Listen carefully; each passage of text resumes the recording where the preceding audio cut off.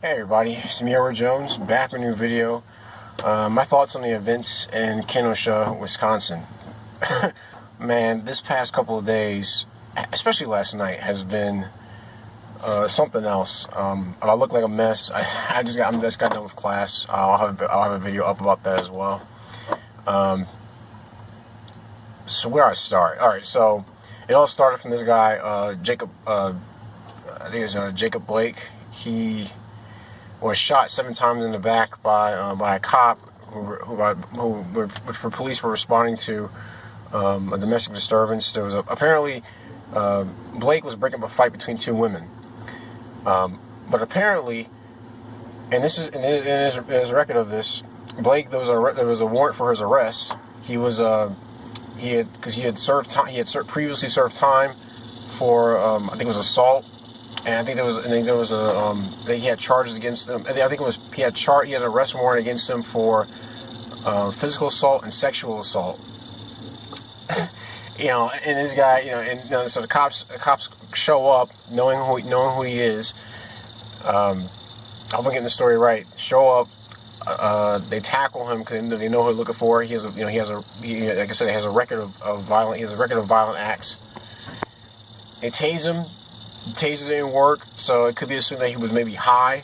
That often happens when someone's tased and they're under the influence of something. They don't feel it, and they're telling him. You can see in the short video. I saw the first video that came out. Apparently, there's a second video that CNN put out. I haven't seen yet. In the first video, you see cops following him as he casually walks, and they have a gun. There's an officer has a gun pointed towards him, telling him to stop. Basically telling him to stop walking. He walks inside the van. Apparently, there are 2 children inside the van. He goes in. Opens the door. Now, apparently there's also a knife. He had a knife on him. I don't know if the knife was dropped or not, but he opens the front door of the van. Cop grabs a hold of him, to pull him out of the van, and I think he fired 7 shots into his back. Now the guy's paralyzed. Apparently they removed part of his colon. He lost one of his kidneys. He got hit in the liver, and he has the bullet stuck in his spine that the doctors are unable to pull out, without risking any further complications. So first of all, people want us to get mad about the cops, and I know his parents did a press release. I saw that with his dad, and his dad said a prayer. I think it was in Arabic. He's saying, expressing his feelings towards the whole situation, but and everyone's getting mad at the cops. My question is, when I first saw the video, why are you ignoring what the police are telling you what to do? Now, I want to get this straight. I'm not what Lucas called. I'm not what the amazing Lucas calls an OTL. But I do believe it's wise to do some risk assessment. If there's a warrant out for your arrest, why are you getting involved in things that are just bringing heat on you? When the cops are there, why are you resisting arrest? And why would you casually walk to a van where you apparently have a history of committing violent acts? Why do you think it's a good idea to walk while cops have guns pointed at you to walk to the van where they could believe that you may be pulling out a weapon to fire back at them or hurt someone else? And as far as the parents doing a press conference, personally, if I was a dad, you couldn't get me in front of a camera to express my feelings about the whole matter, because I have to wonder, where did I fail? Where did I mess up? Where I have a child has done all these things that led up to this. Where did I go wrong?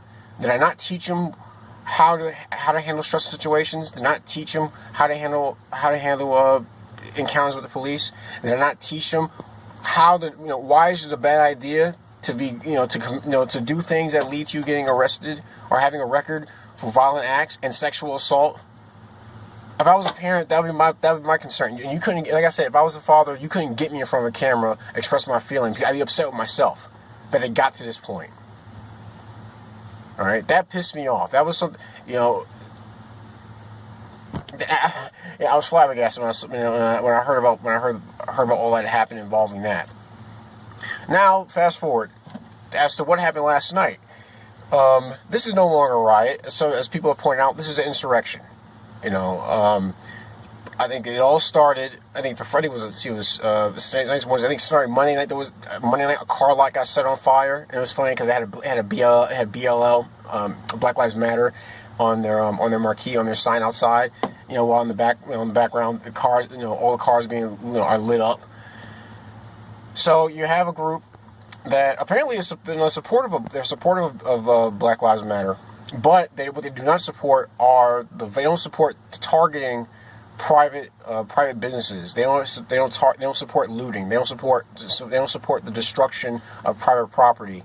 And I guess they made a good point. They said, if you're gonna take your frustration out on anything, take it out on the police, take it out on anything dealing with the city. But don't destroy private property. So I gotta say that they get some respect from me for that, for that in that regard. Now one of the people who were with them was a 17-year-old named, I hope I get his name right, Kyle Rittenhouse. I hope I said his name right, but I'm just going to call him because his first name is Kyle. I watched different footage last night and this morning and this afternoon of what happened that night. And I'm going to include there's a video that has a breakdown of everything that happened that kind of works to clear up his name, because they're painting him in the media as being a white supremacist, which he seems to be not, which is not what he is.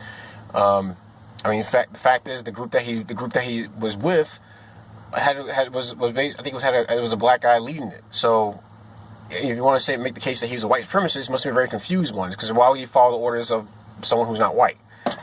Anyway, I'm gonna include a video in the description box as a breakdown of all that happened. So the group decided to protect the car lot, and I think the group was either at a gas station. They were at a gas station at one point, and which I think was smart, because you don't want a gas station going up at a time like this. They moved to a car lot because it was getting later in the hour. And check behind me on all this, but my understanding to be true, they moved to a car lot where they were keeping these cars from being facing the same fate as another car lot did, where all the cars got burned up and smashed into and everything. So there were some people, I think, believed to be a part of the group who were antagonizing the militia, antagonizing militia members at the gas station, and they came back towards the car lot. One of the guys who I believe who was killed, I'm not sure I don't think he was killed by Kyle, but you'll see that in the footage that's out there. They had started attacking the cars that are at that lot. The people there, the militiamen who were there responding, they were trying. I guess they were trying to get people away. And then one of the guy who was later killed, he had his red shirt wrapped around his head. He had thrown something. He had chased Kyle, and Kyle ran, and he ran towards the car lot to get away from this guy. And Kyle had an AR-15 on him. Apparently, I think from what I'm seeing, from my understanding of the footage, there was another guy with a black shirt who later helped the guy who had the red shirt wrapped around his head. I believe he had a pistol, and I think he shot. You could hear gunfire. I believe he shot at the guy with the red shirt wrapped around his head. He got shot in the head. The reason I don't think it was Kyle, because, well, considering he had an AR-15, I think the shot to the head would have been far more severe than it was seen in that footage. But I could be wrong. But hopefully, more information will get out there. It shows there are different videos of this. Someone's recording where they show the guy with the black shirt take the shirt off while Kyle is there calling 911. The guy with the black shirt, the people rushing over, he's saying, pushing pressure on it, trying to where's the hole, where's he hit, and they say he's been hitting it. And it looked like almost like the bullet grazed his head, but I guess it hit him directly in his brain. They've been putting pressure on his head. Now at this point, Kyle runs off because he's called 911. But I think what happens is there were police down the block at a roadblock.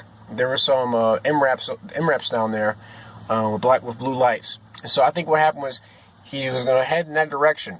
But then he also noticed those people that were there attacking a lot originally came back. And so, what I believe what happened was, as he's making his way to the police officers, and he's being chased. Now, as he's running, he still has the AR-15 slung on him. He's running. You can hear people saying, "That's the guy that shot somebody." He's running through. I think he's running through the crowd. Now, if this guy actually did shoot somebody, why would he run through a crowd? Why would he run through a crowd of people towards police? If this kid Kyle is an actual maniac, why would he run through a crowd with the gun slung down towards the cops?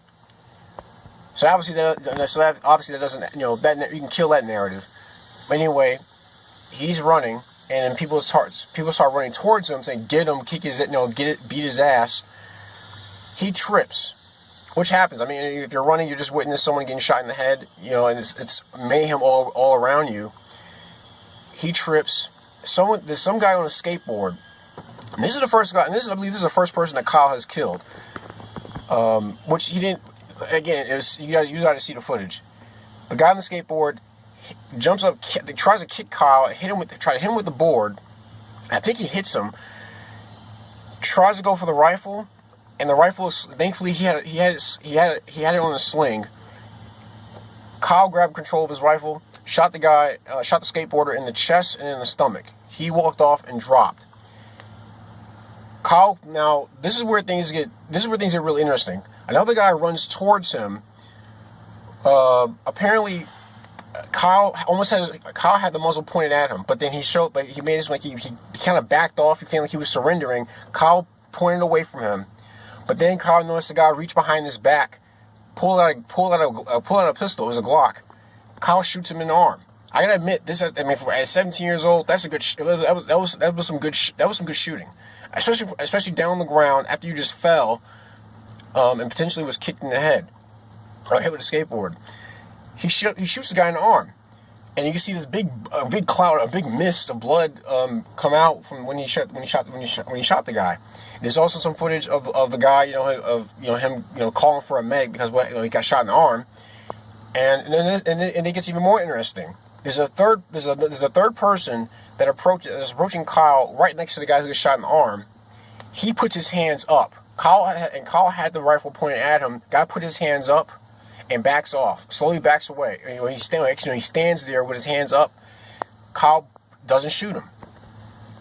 So it clearly shows Kyle is in control of that rifle. Be it he's 17 years old, but he's shown pretty good marksmanship he's shown judicial marksmanship and great control of that rifle during all this insanity.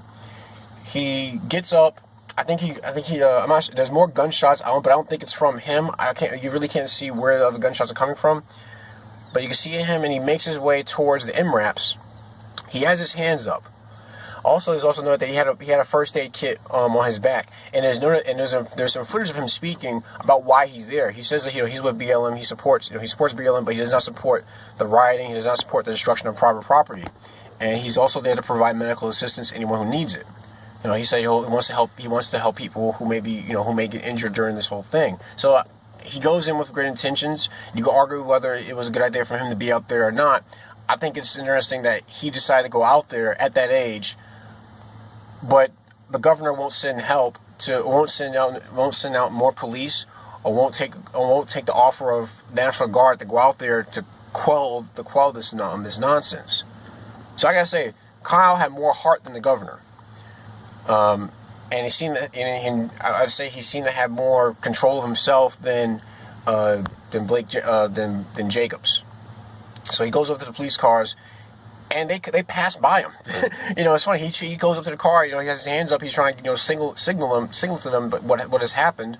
Because I believe he was trying to call them over to back to the car lot where the person got shot in the head. I think after that. They say he left the state, but I think he's turned himself in, or I think he's been arrested. So as of right now, one source says he's being charged with homicide. Another one says he's being charged with first-degree murder. I think with all the footage that's out there showing what he went through from the time he's at the gas station, I believe he's at the gas station, to where he spoke about why he's there. up to that point where he's going to the cops to surrender himself, I think there's enough evidence to prove that he was defending himself. Now, people want to bring up the matter of he's 17. Why it's illegal for him to be out there with a rifle? Yeah, but it was also illegal for people to be out there burning the city down. Because it was interesting enough, at that same car lot, one car did get set on fire. I think it was when people had to clear out to make way for the police, and I guess paramedics to pick the guy. One of the MRAPs made it to the guy who got shot in the head, but I think a car was already lit on fire. So I can say that the group did some good in the sense that they try to keep something from try to keep more destruction from happening. Despite what little help you were getting from what help you're getting from the mayor, or rather from the governor. The whole thing was a shit show. But I gotta say that I was impressed. I was impressed with Kyle's performance. You can make a judgment call as to whether he should have been out there or not. But I gotta say, I think I was impressed with what he did, and I hope that if they're gonna lay such a heavy charge of murder one on a 17-year-old during not a riot, an insurrection. There's enough evidence out there to prove what he was out there doing and what was going on around him, why he responded the way he did. So. I'm as far as things stands, I'm with Kyle. I think he did the right thing. It was a dangerous situation, but he went out there to help other people, which you would hope that people would do. Especially let alone a 17-year-old, you hope someone would do that during all this chaos. But please tell me what you think. If you guys seen any more footage that you could add to help clear some things up, please share with other people. Like, share, and subscribe. If you agree with Kyle, disagree, if you think the cops acted inappropriately, whether it be with handling this riot / insurrection or with the Jacob shooting, share your thoughts. I love reading comments in the comment section. I appreciate everybody's input. Any gripes, complaints, send me a PM. I'll see what I can do to address them. But like I said, I'm gonna work to include, when I upload this video, I'm gonna try to include the video I watched earlier that has like a breakdown footage of everything that happened up to that shooting. And what's unfortunate, the guy who got shot in the arm, he may lose his arm because that's another reason why I don't think Kyle shot the guy in the head, because the AR, when it hit that guy's arm, you can see, and it's pretty graphic. You can see that his whole bicep is destroyed. And people are saying that you can see the bone, you can see the joint of his elbow. They say maybe blowing his elbow off, but definitely blowing open his bicep, and he may lose his arm from that.